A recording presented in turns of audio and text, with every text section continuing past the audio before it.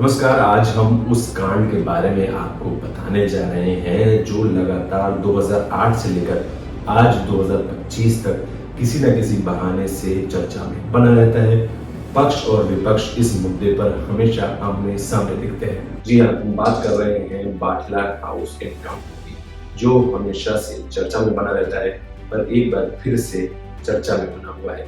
आज हम आपको पूरी डिटेल में बताएंगे कि आखिर इस एनकाउंटर में ऐसा क्या हुआ था जो पक्ष और विपक्ष हमेशा आमने सामने आ जाते हैं इस मुद्दे पर। हाल ही में इस मुद्दे को एक बार फिर से मॉनसून सत्र में देश के गृह मंत्री अमित शाह ने संसद में फिर से हंगामा खड़ा कर दिया है और कांग्रेस पर सवाल खड़े किए। एक बार मैंने बड़े सवेरे में नाश्ता करता था, टीवी पर उनको रोते हुए देखा।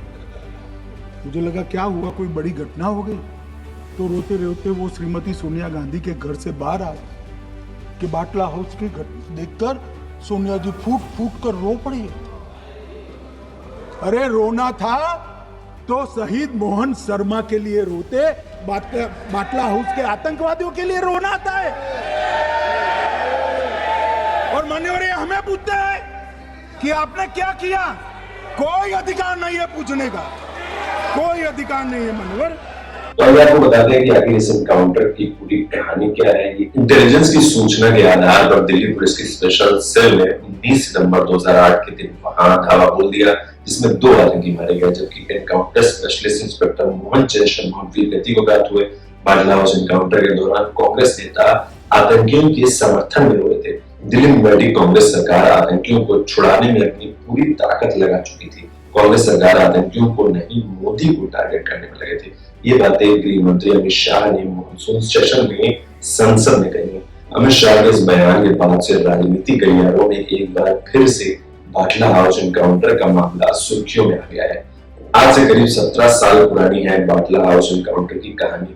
13 सितंबर 2008 को दिल्ली में 3 जगह करोल बाग, कनॉट प्लेस और ग्रेटर कैलाश में सीरियल बम धमाके हुए थे। इन बम धमाकों में करीब 30 लोगों की जान चली गई थी और 100 से ज्यादा लोग घायल हुए थे। जबकि कनॉट प्लेस के Regal cinema hall, India Gate और संसद मार्ग से 4 बमों को फटने से पहले ही पुलिस ने बरामद करके उन्हें डिफ्यूज कर दिया था। इस आतंकी हमले के बाद सारी एजेंसीज को चौकन्ना किया गया था। साल 2005 में भी कई आतंकी हमले होने के बाद से ही पुलिस ने आतंकियों को पकड़ने की कोशिश शुरू कर दी थी। इस कड़ी में मुंबई पुलिस क्राइम ब्रांच ने अफजल उस्मानी को गिरफ्तार किया था। इसने गुजरात हमलों में चोरी की कार्य मुहैया करवाई थी। पूछताछ में अफजल ने बताया था कि उसमें इंडियन मुजाहिदीन का बशीर नाम का एक टॉप कमांडर दिल्ली के जामिया नगर में किसी सेफ हाउस में छुपा हुआ था। इसके बाद गुजरात पुलिस क्राइम ब्रांच को भरूच से एक बरामद हुआ, जो कि अहमदाबाद आतंकी हमलों के बाद से एकदम बंद हो गया था। फोन की डिटेल्स निकालने के बाद पता चला कि उस मोबाइल से दिल्ली के जामिया नगर में कई बार कॉल्स किए गए थे। प्रवर्तन निदेशालय यानी ईडी के पूर्व निदेशक और बाटला हाउस एनकाउंटर के दौरान special cell joint commissioner Karnail Singh ने एक इंटरव्यू में बताया था कि ये सभी इनपुट्स दिल्ली पुलिस के साथ शेयर किए गए थे। दिल्ली पुलिस ने संदिग्ध आतंकियों में से एक आतिफ अमीन के मोबाइल नंबर को ट्रेस करना शुरू कर दिया था, जिससे पुष्टि हो गई थी कि इंडियन मुजाहिदीन के आतंकी दिल्ली के जामिया नगर की एक 4 मंजिला इमारत में फ्लैट संख्या 108 L18 बाटला हाउस में किराए पर रह रहे थे। ये दिल्ली का भीड़ भाड़ वाला एक मुस्लिम बाहुल इलाका है। आगे की कार्रवाई के लिए दिल्ली पुलिस की स्पेशल सेल में तैनात इंस्पेक्टर मोहन चंद शर्मा और डीसीपी संजीव कुमार यादव के नेतृत्व में 7 सदस्यों की टीम का गठन किया गया था। उन्होंने वहां छापा मारने के लिए 19 सितंबर 2008 का दिन तय किया था। दोनों तरफ से चली गोलीबारी में 2 आतंकी मोहम्मद साजिद और आतिफ अमीन मारा गया। मोहम्मद सैयद को गिरफ्तार कर लिया गया, जबकि शहजाद अहमद और जुनैद नाम के 2 आतंकी भागने में सफल रहे। हालांकि शहजाद को साल 2010 और जुनैद को साल 2018 में उत्तराखंड से गिरफ्तार कर लिया गया था। बाटला हाउस के इस फ्लैट में यासीन भटकल भी रह चुका था। दुर्भाग्य से इस एनकाउंटर में इंस्पेक्टर मोहन चंद शर्मा आतंकियों की गोली से घायल हुए थे, जो बाद में इलाज के दौरान वीर गति को प्राप्त हो गए।